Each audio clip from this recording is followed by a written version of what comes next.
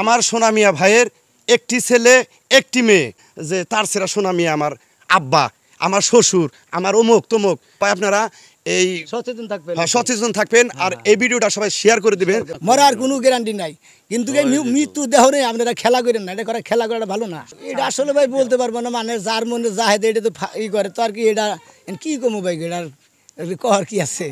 মানে মানে এটা কি আসলে অ্যাকচুয়ালি তারা ভাইরাল হওয়ার জন্য, নাকি তারা ইচ্ছাকৃতভাবে এরকম একটা রিউমার ছড়ানোর জন্য, মানে মৃত ব্যক্তির উপর একটা ক্লেম লাগাই দিল, তার চরিত্রের উপরে কি কালিমা লাগাই দিল, আসলে এরকম কিনা? এইটাই তো আর কি, তাছাড়া আর কি মনে করেন যে একজনের দোষী করার দিকে একজনের একটা কিছু করে, এই ধরনের কাজই তো চলে। আসলে এটা করা ঠিক না। তো দুদিন পরে যে আপনার বিরুদ্ধে হবে না, এর মানে গ্যারান্টি কি? হ্যাঁ, গ্যারান্টি, কারণ এটা করা ঠিক না। কিসের নিকে একজন মানুষ মরে গেছে গা, তার নিকে দোয়া করবেন, থাকবেন, ভালো কথা করবেন, তার নিকে ওরা করেন এটা করেন, এটা তো করা ঠিক না। আর একটি কথা আমি ওস্তাদের পক্ষ থেকে, মানুষ বলতেই মৃত্যু আছে।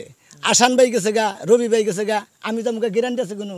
মরার কোনো গ্যারান্টি নাই, কিন্তু এই মৃত্যু দেহ নেই, আপনারা খেলা করেন না, এটা করে খেলা করাটা ভালো না। শুধু তাই না, যেমন আজকে রবি ভাইয়ের বিরুদ্ধে একটি কথা অভিযোগ এসেছে যে আমি তার মেয়ে, আমি তার অরেস দাবি।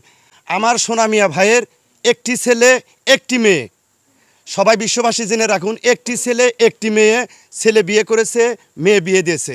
ভবিষ্যতে যদি কোনোদিন কেউ দাবি করে যে তার ছেড়া সোনা মিয়া আমার আব্বা, আমার শ্বশুর, আমার অমুক তমুক, এটা পৃথিবীতে কেউ মাইনে নিব না। সবাই আপনারা এই সচেতন থাকবেন আর এই ভিডিওটা সবাই শেয়ার করে দিবেন, যাতে কোনোদিন কেউ বলতে না পারে যে সোনা মিয়ার 2 সন্তান আছে কি 3 সন্তান আছে। 2টি সন্তান, একটি ছেলে একটি মেয়ে। আমার একটি প্রশ্ন।